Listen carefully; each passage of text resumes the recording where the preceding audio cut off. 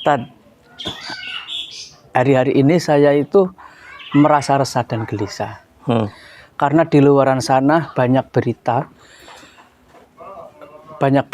yang mengatasnamakan sedekah, tapi ada motif lain. Contohnya motif lain itu ada sedekah, tapi ada motif digiring terhadap opini, wah itu bukan sedekah tapi penipuan, gitu. Atau nanti dijadikan dua, sedekah plus penipuan, itu seperti itu. Jadi masyarakat hari-hari ini itu dibimbangkan dengan permasalahan itu. Bagaimana menyikapinya, Tad? Oke, kita bedakan dulu. Kalau Mas Ahmad itu membenci seseorang, yang kebetulan seseorang itu penggiat sedekah, iya, maka jangan jadikan benci Mas Ahmad kepada orang itu juga membenci ajakan sedekahnya. Karena sedekah ya sedekah. Alladzina yunfikuna amwalahum billaili wan nahari sirran wa alaniyatan falahum ajruhum inda rabbihim.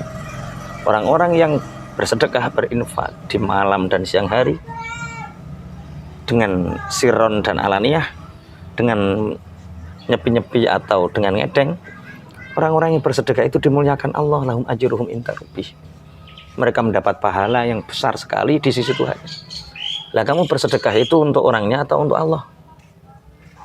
Lah rata-rata kan itu terbawa perasaan. La yanalallaha luhumuha wala dima'uha walakin yanaluhu taqwa minkum. Ketika sesuatu itu sudah diserahkan kepada Allah, misalkan nih, pangapunten ada si fulan, ketua takmir masjid, bendahara masjid, ngapunten nih Mas Kofik, infak untuk jariah masjid, dadak dipangan ditukokno sepeda motor. Bagaimana nasib sedekahnya? Iya. Sesuatu yang sudah diserahkan Allah, bok korupsi lah, itu tetap dia dapat pahala. Yang memberikan sedekah karena harta itu sudah diserahkan kepada Allah. Adapun si ketua takmir ini urusan dia dengan Allah, nggak ada urusannya dengan sedekahnya Kofik. Jadi sedekah itu sesuatu yang sangat mulia sekali, sangat mulia ila yaumil qiyamah, sangat mulia sekali. Membenci seseorang yang kebetulan orang itu ngasulkan, misalnya ketua takmir masjid, nggarong duit masjid. Jangan sampai kebencianmu terhadap takmir yang menggarong ini menjadikanmu tidak bersedekah setelahnya. Setelah kejadian itu. Iya, berarti kamu nggak paham bahwa sedekah ila yaumil qiyamah tetap sedekah yang sudah diserahkan kepada Allah. Walaupun uangnya digarong, tetap sedekah akan mengalir. Atau gini, ada kasus lagi seperti ini. Contohnya saya sedekah ya, kemudian diterima oleh ketua takmir. Tapi dari ketua takmir itu tidak langsung ditasarufkan, tapi dikelola dulu. Diinvestasi, dikembangkan dulu, atau dibuat modal sendiri. Kemudian, tapi perasaan takmir itu juga ada perasaan nanti saya akan mengembalikan gitu. Tapi tidak bilang sama orang yang memberikan sedekah. Nah, gitu, Tad. Itu sering juga terjadi seperti itu, Tad. Pesen untuk tokoh masyarakat, untuk ustadz-ustadz anyaran goyong ini, untuk teman-teman yang lagi persamaan jadi ustadz, jadi kiai. Ini pesen ya. Iya. Bedakan antara sedekah, investasi, atau zakat produktif. Mungkin yang dikehendaki Mas Ahmad itu zakat produktifnya, cuma kita bedakan. Satu, ajarkan kepada masyarakat sedekah itu sebagai burhan, sebagai bentuk keimanan kita. Satu, bahwa sedekah itu sangat mulia di sisi Allah. Jangan karena membenci seseorang, kemudian kamu membenci seseorang yang menggerakkan sedekah, tapi kemudian menggerakkan sedekah dia yang kamu benci. Jangan sampai menghambat dirimu untuk bersedekah. Bedakan antara orangnya dengan perbuatan mulianya. Ini namanya dalam konteks usul fikih namanya likulin hukmuhu. Masing-masing dihukumi secara proporsional. Paham maksudnya? Paham benar. Jangan mudah menjustis. Karena ada pendakwah mengajak sedekah, kemudian dia seperti ini, kemudian kamu menyerang sedekahnya. Jangan. Sedekah adalah sesuatu yang sangat mulia di sisi Allah. jangan serang sedekahnya. Kalau nggak suka sama orangnya, ya cukup sama orangnya, jangan sama sedekah dan ajarannya. Paham? Yang kedua, investasi dalam bersedekah. Kalau kamu sedekah, kamu telah berinvestasi karena ini akan dikembangkan. Itu kalau dalam bisnis namanya crowdfunding. Oh gitu tadi. Misalkan Mas Ahmad ini kan ketua Ansor kota ya. Iya. MBC apa pengurus apa nih arane? Contoh. Rijalul Ansor ya. Rijalul Ansor contoh.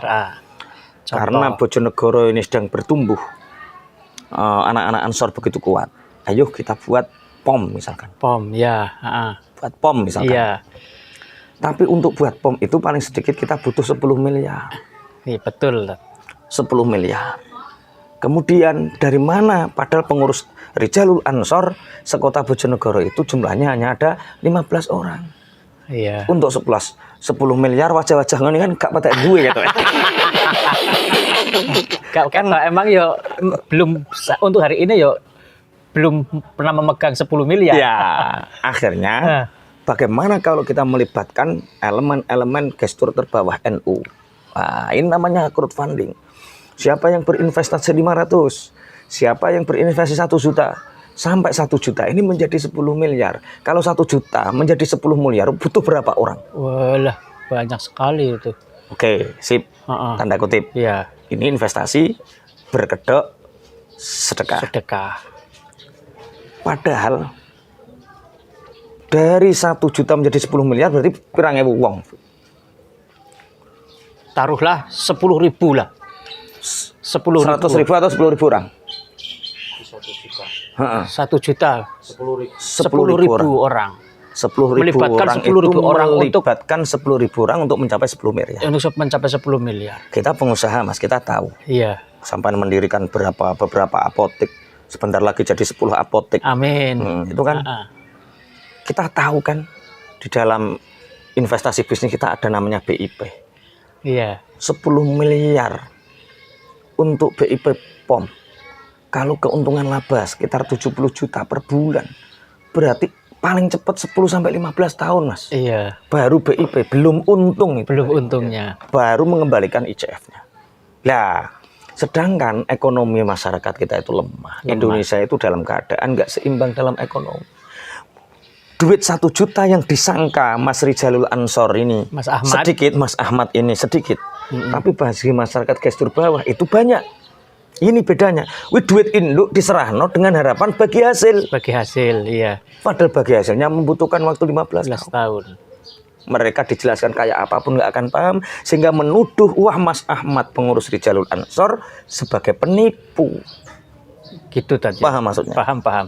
Walaupun Bedakan. toh pada hakikatnya saya nggak ada keinginan untuk menipu, Nggak tapi ada. untuk mengelolanya. Untuk mengelola. Tapi butuh waktu yang sangat panjang, 15 tahun. Makanya itulah, sedekah ya sedekah saja. Iya. Crowdfunding itu biar orang-orang yang ahli yang melakukan, jangan seorang tokoh, Jangan apalagi seorang tokoh. pendakwah. Iya. Oponeh kiai lagi anyaran. Iya. Ya paham. Paham. Nah, yang ketiga ini yang bagus. Yang ketiga, Zakat produktif. Bukan zakat produktif, wakaf produktif. Ini yang kita kerjakan di pesantren kita. Kenapa pesantren kita menjadi pesantren yang mandiri? Karena kita kembangkan namanya wakaf produktif. Apa wakaf produktif itu? Seorang pengurus pondok, baik dari pengasuh, staf pengasuh, asatid, atau relasi kerja kita. Misalkan ada Mas Tio, ada Mas Kholek, ada saya. Dengan uang pribadi kita, modal 3 juta, kita kembangkan bisnis. Setelah bisnis ini jadi contoh, bertumbuh Mas Ahmad punya apotek, asalnya 1 menjadi 2, 2 menjadi 3, sampai 30 apotek. Datang nih ke pondok. Ke pondok, ya. Ustadz, yang 1 nih untuk pondok Ustadz, Khosinatul Abro. Mudah-mudahan saya bisa seperti itu. Amin. Nah, ini wakaf produktif. Iya. Artinya umat tidak dibebani tentang crowdfunding, pendanaan massal. Tapi umat merasakan hasilnya, membangun peradaban itu. Bedakan antara sedekah, investasi, dan wakaf produktif. Maka saya sarankan bagi seorang tokoh masyarakat atau jangan lakukan crowdfunding, tapi lakukan wakaf produktif. Dengan cara apa? Membina para banyak pengusaha, kemudian ajari mereka tentang surga neraka halal haram. Maka dari pengajaran surga neraka halal haram itu, maka dari salah satu pengembangan usahanya itu diberikan kepada umat. Nah itu namanya zakat produktif, Mas. Ojo sedekah bok kelola, karena pengelolaan itu beda cara pandang. Paham? Paham. Baleni jajal. Ya, intinya paham lah. Tapi kalau nembalani seperti sampean ya mungkin butuh waktu lah. Iya, Ya, jadi itu. Jadi intinya paham. sedekah tetap sedekah. Sedekah itu. Kalau membenci orang, jangan benci ajakan sedekahnya. Ajakan sedekahnya. Bedakan antara sedekah, investasi, dan zakat produktif. Untuk tokoh masyarakat seperti Mas Ahmad yang lagi PLN, ngerti PLN? Belum, apa itu PLN? Pasaran lagi naik. Jadi lagi persamaan kiai. Ini jangan lakukan crowdfunding. Jangan libatkan masyarakat untuk dikumpulkan uangnya, karena masyarakat yang tidak tahu ilmu bisnis, ilmu investasi. BIP 15 tahun, baru 2 tahun Mas Ahmad, mana untung saya? Mana bagi hasil saya? Mas Ahmad sebagai salah satu personil Jalur Ansor yang crowdfunding itu menganggap 1 juta sedikit, padahal duit induk bagi masyarakat banyak, dan mengharapkan sehingga Anda dikatakan tokoh agama yang mengajak bersedekah, berkedok, penipuan. Oh, jadi sebenarnya kasusnya seperti itu tadi ya. Kebanyakan seperti itu. Iya. Akhirnya bar dari persamaan kiai ora sida ngiyai. Karena dekadensi kepercayaan. Iya, dekadensi kepercayaan umat. Dengan makanya jaga salah seperti itu. Jadi pengertiannya saja. Bolak-balik ya harus likulin hukmuhu, masing-masing dihukumi secara proporsional. Siap. Oke. Terima kasih atas pencerahannya, Dil. Atas pencerahannya tentang ilmunya. Sangat manfaat bagi saya dan terutama bagi yang menyimak video ini. Insya Allah. 3. Jadi kadang-kadang seorang tokoh misalkan, saya hafal Quran, Mas Ahmad hafal Quran misalkan, kemudian dalam hafalan Qurannya ini banyak menyebarkan kebaikan, banyak menyebarkan manfaat, kemaslahatan, sehingga banyak orang yang terinspirasi, anaknya menjadi hafal Quran berkah beliau. Tapi karena satu kesalahan, maka dihujat, sehingga bagaimana orang ini membangun peradaban itu tidak proporsional menyikapi, sehingga seakan-akan piye bahasa pepatah susu sebelangga piye susu sesumur akan tercoreng dengan air apa itu namanya? Nila setitik merusak susu sebelangga. Artinya Mas Ahmad yang begitu banyak berjasa terhadap umat, karena melakukan satu kesalahan setitik, maka seakan-akan Mas Ahmad buruk segalanya. Itu nggak boleh. Biarkan itu Rokib Atid yang menilai. Jangan kalian semua ingat ya. Biarkan Rokib Atid yang menilai. Jangankan kalian semua ingat. Jadi kita ketika melihat permasalahan itu yang jeli. Proporsional. Proporsional. Kebaikan tetap kebaikan. Keburukan tetap keburukan. Sedekah tetap sedekah. Seburuk-buruknya Mas Ahmad pasti punya kebaikannya. Sebaik-baiknya Mas Ahmad pasti punya keburukannya. Ibarat rumah tadi ya. Sebagus-bagusnya rumah, sebaik-baiknya rumah pasti ada WC-nya. Jangan jadikan kotoran. Seluruh rumah engkau anggap WC. Nanti buang kotoran di mana-mana, sangat bahaya itu. Ini yang terjadi di bangsa kita. Ini yang terjadi di bangsa kita. Betul tadi ya. Jadi banyak orang, banyak tokoh. Yang tokoh itu banyak menyebar manfaat. Karena mungkin beda politik. Karena mungkin merasa ditipu. Karena mungkin kecewa. Karena mungkin sehingga nila setitik merusak susu sebelangga. Ya, ini pembelajaran yang sangat baik, Tat. Misalkan Mas Ahmad punya kebaikan banyak, saya bisa menyebut banyak kebaikannya. Apa ini banyak. Mas Ahmad itu luman, Mas Ahmad itu saya banyak. Tapi keburukannya ya adalah ya sekedarnya. Mungkin dedek wayoh ya.